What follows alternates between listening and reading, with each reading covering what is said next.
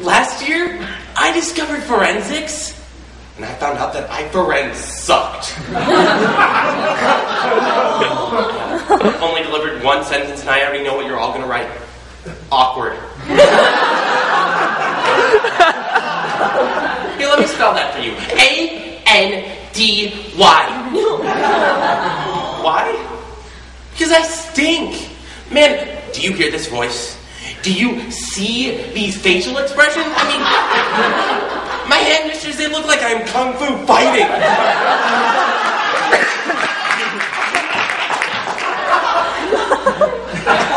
Oh, you don't believe me, okay? You want to see my typical ballots? All right. Rank 7 in a round of 5. I hate you. Love the bow tie. What are you doing, Mother of God? Pick up Brett? Why do I want your grocery list? Okay. You know, this year, I am gonna change all of this. And no, not with some ridiculous ritual like rehearsal. Now I'm gonna win by infusing fancy forensics flash. That's right. I went to Men's Warehouse, and I even got buttons, Sam.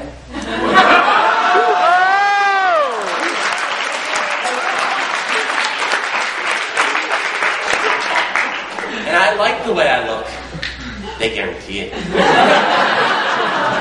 I mean, I decided to shamelessly flatter every speech hottie I met. Hey, baby. Nice V8 stand.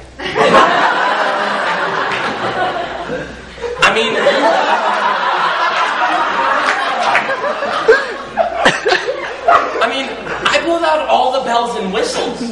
No, literally, in my prelims, I brought bells and whistles. Okay, sure, maybe they were rape whistles, but they were still whistles. I realized I still blew like a pan flute. Okay, yeah, sure. I may be power waxing this turd, but it's still a piece of crap. No, I'm not getting better. I'm just peacocking. What, you don't know what peacocking is? I mean, strutting your stuff, showing off, being flashy? Okay, it's just awful. Because it's putting a strain on our pocketbooks and our personalities. I mean, the Christian Science Monitor gets all preachy in there August 14, 2012.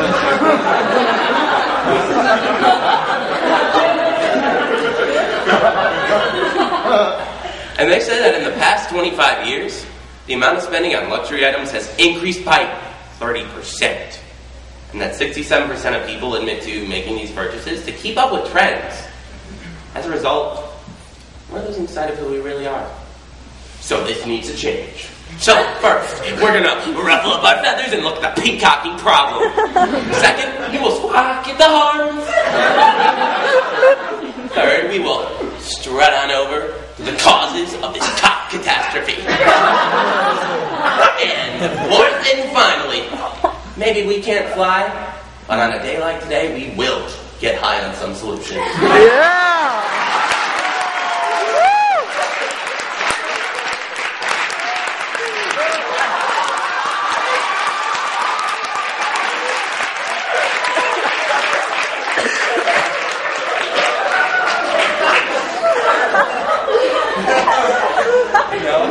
That's right.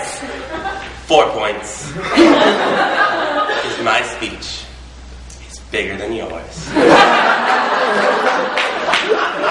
Yeah. I have a peacock fetish. So what? I like feathers and fishnet stockings. Because I'm just that manly. So let's define peacocking and look at examples of the habitat these creatures exist in. The November 14th, 2012 New York Times defines peacocking as showing off with the intent to impress and gain attention.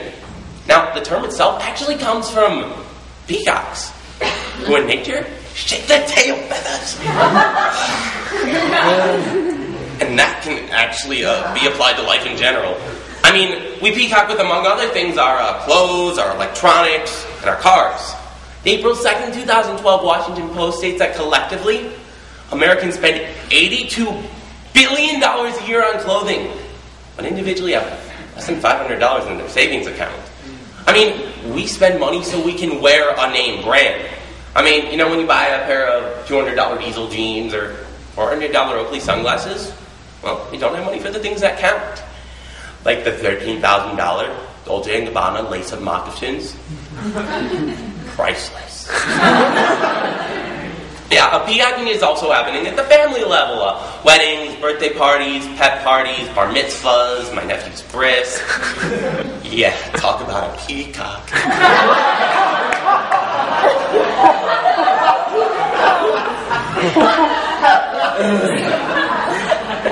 But, you know, at my wedding, the sky's gonna be the limit. So, you know, at my wedding, I'm gonna ride a unicorn named Moses. And I'm gonna be entertained by Sarah Palin wrestling a polar bear inside the stomach of a giant mutant panda. And we are serving Chipotle. I could go on forever with the ways we peacock, but these birds, they're carrying some hefty harms. This is bird flu 2.0. On July 7, 2012, CNN reports that this year, nearly 1 million consumers cannot afford the $500 fee to file bankruptcy. And apparently this person right here finds that very entertaining.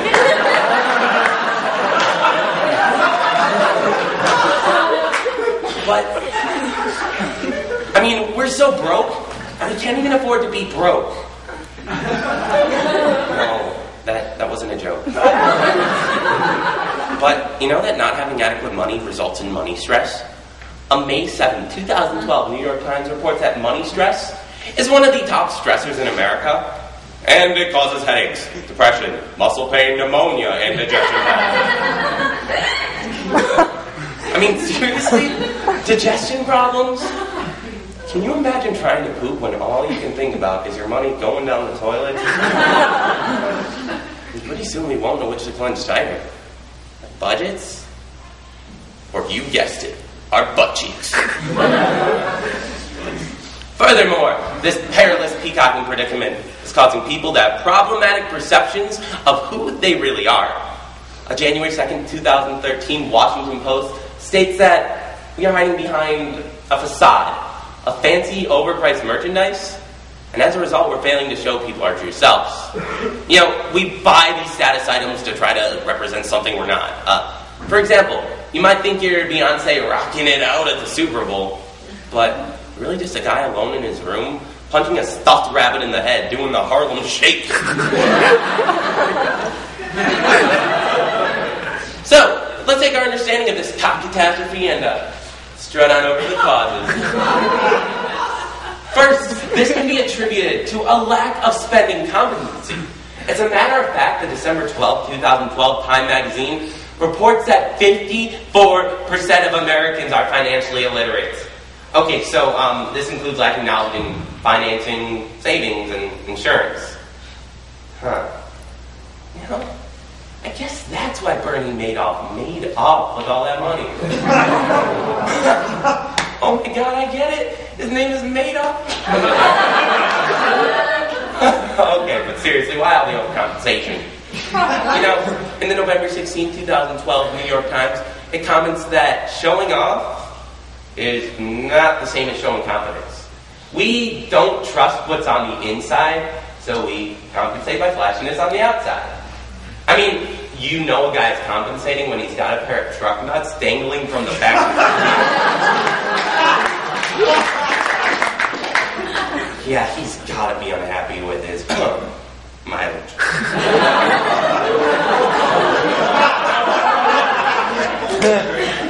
But our consumer culture, it leads us to make these expensive purchases. I mean, the July 7th, 2012 Huffington Post puffs that 30% of our purchase decisions are based on other people's opinions.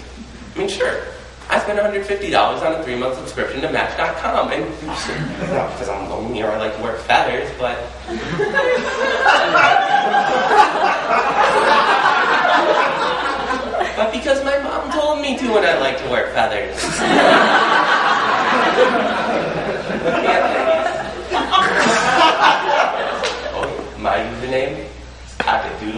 222.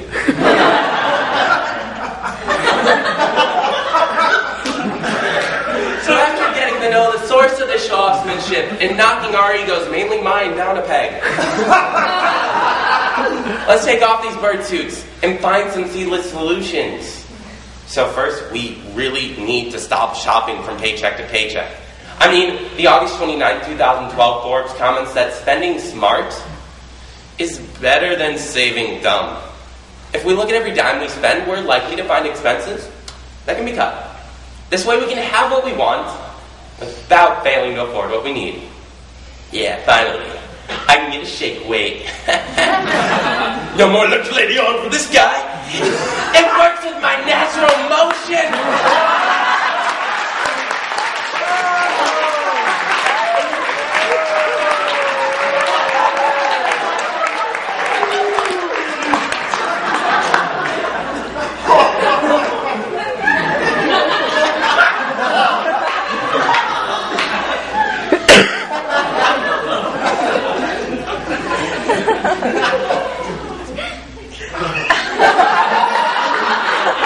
Second, we need to do the right thing. A December 6, 2012 Huffington Post posts that instead of following the media's trends, we need to set our own trends. The media, well, it's only powerful if we allow it to be. You know, that's funny. You said the same thing in my group therapy about my no thoughts.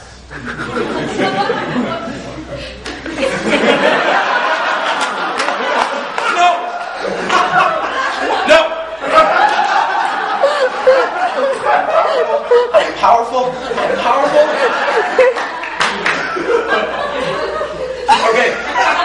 By the way, in order to carry yourself properly, you need to have true confidence. I mean, the December 6, 2012 Forbes comments that true confidence, it means not judging yourself. Self-confidence, it comes from within.